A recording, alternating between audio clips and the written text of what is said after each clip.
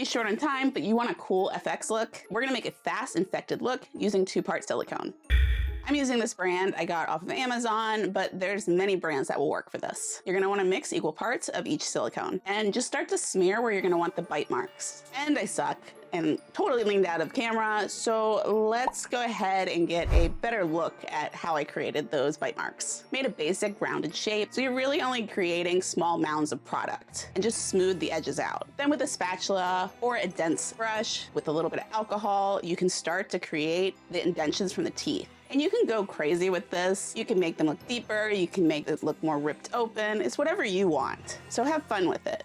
The bite's done. Now for the infected part. I use these curved plastic syringes, and you just go ahead and snip off the tip. You can cut even further down and get thicker veins. Fill it up with your mixture, start applying your veins coming from that bite mark.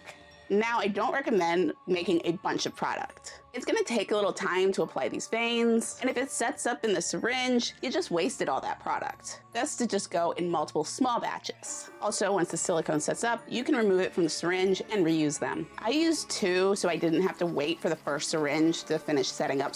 Just a little bit of alcohol on my finger to smooth any areas. Now we're gonna wanna give the skin a sickly look. I'm gonna do this by using sea sponges. Applying the gray lightly, and trying to get some texture off that sponge. Want to make sure your sponge isn't too wet. You can even do a pale skin tone for this. It does not have to be gray. Use a torn makeup sponge with red Mehron and just stamp this in the contour areas. Again, this is going to be on the drier side, so that way you can get that pattern and just keep building it up to your liking.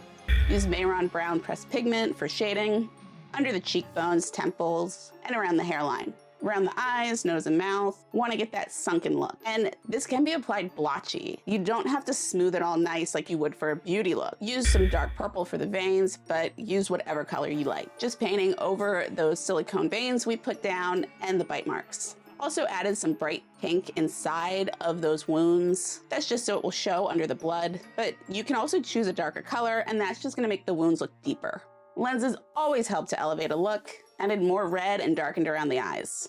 Some white eyeshadow on the cheeks, chin, and forehead. This is just giving it more of an ashen, washed out look. Now, if you want a fast painting method with something a little further along in the infection, like a full-blown zombie, be sure to click over to the next video.